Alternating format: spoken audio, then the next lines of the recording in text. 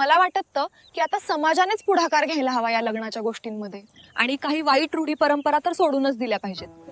खरंय तुझं. राजकारण्यांपेक्षा आपल्या जुन्या मध्यस्थांनाच मान दिला पाहिजे. अगदी बरोबर. ते तर अक्षदांसारखे.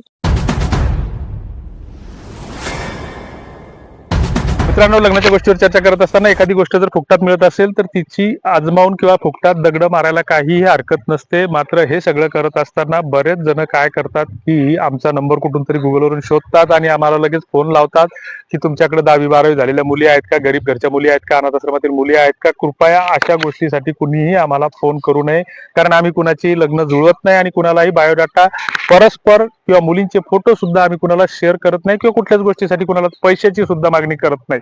तेव्हा आमच्या माध्यमातून लग्न जुळतील ही आशा इथं सोडून द्या. जर लग्न तुम्हाला वाटत असेल की आमच्या माध्यमातून जी काही 700-800 लग्न आमच्या प्लॅटफॉर्मवर जुळलेली आहेत त्याच्यामध्ये आमचा कुठलाच रोल नाही, पुन्हा एकदा स्पष्ट सांगतोय. आणि मग ही जर तुम्हाला वाटत असेल की आपलं सुद्धा लग्न कुठेतरी जुळलं पाहिजे, तर गोर गरिबांची, ज्यांच्याकडे गुंठाभर शेती नाही, अशांची सुद्धा लग्न जुळतात. आम्ही ती जुळताना पाहिलेली आहेत. त्या लग्नाच्या सुद्धा आम्हाला पत्रिका आलेल्या आहेत. तेव्हा गैरसमज डोक्यातून काढून टाका की मुलींच्या अपेक्षा वाढल्या, मुलींचे भाव वाढले, मुलींचं हे वाढलं ते वाढलं. आपल्यातले अवगुण वाढले असतील हे सुद्धा आपण कबूल केलं पाहिजे. चांगल्या गुणी मुलांची लग्न जुळतात आणि त्याच्या लग्न जुळवण्यासाठी समाजामध्ये अनेक असे व्यक्ती आहेत की ते स्वतः पुढाकार घेतात. की बऱ्याचदा एखादा मुलगा, आमच्या नजरेसमोरची एक सत्य घटना आहे की एक मुलगा, वडील दारू प्यायला शिकलेले, वडिलाला नंतर काही दिवसांनी पॅरालिसिस झाला.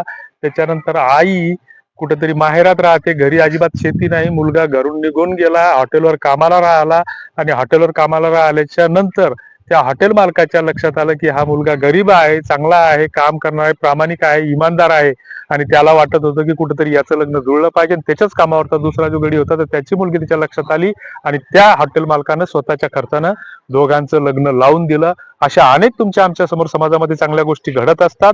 चांगली लोक अजूनही भरपूर प्रमाणामध्ये आहेत. फसवणूक करणारे खूप थोडके आहेत. तर ते फसवणुकीच्या बळी जायचं, आहारी जायचं हे आपल्याला ठरवता आलं पाहिजे. फसवणारा कोण आहे आणि चांगलं करणारा कोण आहे हे आपल्याला ओळखता आलं पाहिजे. तर असो, आम्ही लग्न जुळवत नाही हे सांगत असताना आमच्याकडे जे काही प्लॅटफॉर्म आहेत तर त्या प्लॅटफॉर्मच्या माध्यमातून तुम्ही सुद्धा प्रयत्न केले पाहिजे. आम्ही काही दिवसांपूर्वी आवाहन केलं होतं की बा तुम्ही जर स्वतःचं लग्न जुळवत असाल तर इतरांचे लग्न जुळवण्यासाठी सुद्धा आपण प्रयत्न केले पाहिजे. मग आपण इच्छाशक्ती जर असेल तर बरंच काही करू शकतो. आमचे जे काही मराठा लग्न अक्षदा नावानं जे काही व्हॉट्सअपचे ग्रुप आहेत किंवा अनेक व्हिडिओच्या खाली आम्ही व्हॉट्सअपच्या ग्रुपच्या लिंक टाकत असतो किंवा आमचं जे काही वेबसाईट आहे लग्न अक्षदा नावाने, लग्नाक्षदा.com नावाने किंवा मराठा लग्न अक्षदा नावाने जे काही प्ले स्टोरला ऍप्लिकेशन आहे तर त्याच्यावर तुम्ही डाउनलोड केलं, क्लिक केलं तर तिथं नोंदणीसाठी कुठलेही पैसे लागत नाही किंवा कुठल्याच गोष्टीसाठी पैसे लागत नाही.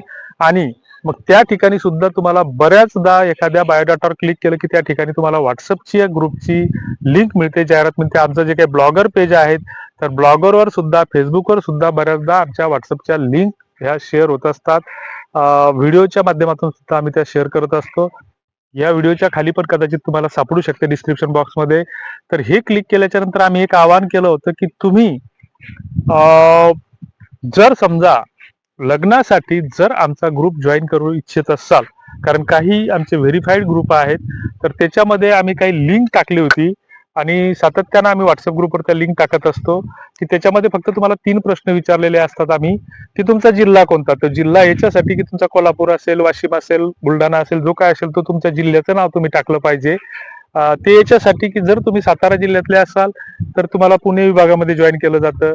तुम्ही जर नंदुरबार धुळेचे असाल तर तुम्हाला नाशिक विभागामध्ये जॉईन केलं जातं. तुम्ही जर अमरावतीचे असाल तर तुम्हाला विदर्भामध्ये जॉईन केलं जातं. तुम्ही जर धाराशिवचे असाल तर तुम्हाला मराठवाड्यामध्ये जॉईन केलं जातं. तर त्याच्यासाठी तो जिल्ह्याचं नाव विचारतो.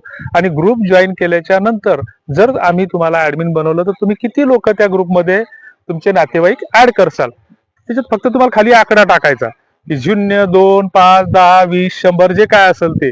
आणि त्याच्यानंतर स्वतःचं लग्न जुळत असताना तुम्ही जे काही कोणासाठी लग्नासाठी प्रयत्न करता, तुमचा मुलगा असेल, भाऊ असेल, मेहुणा असेल, तर त्याच्या लग्नासाठी प्रयत्न करत असताना तुम्ही इतरांसाठी सुद्धा मध्यस्थी म्हणून काम करायला इच्छुक आहात का किंवा तसे स्थळ सुचवायला इच्छुक आहात का. तर त्याचं फक्त तुम्हाला हो किंवा नाही हे 3 उत्तर तुम्हाला द्यायची की स्वतःच्या जिल्ह्याचं नाव, त्याच्यानंतर किती तुम्ही तुमच्या नातेवाईकाला जॉईन करसाल, 2, 5, 10 काय जे काय असेल ते.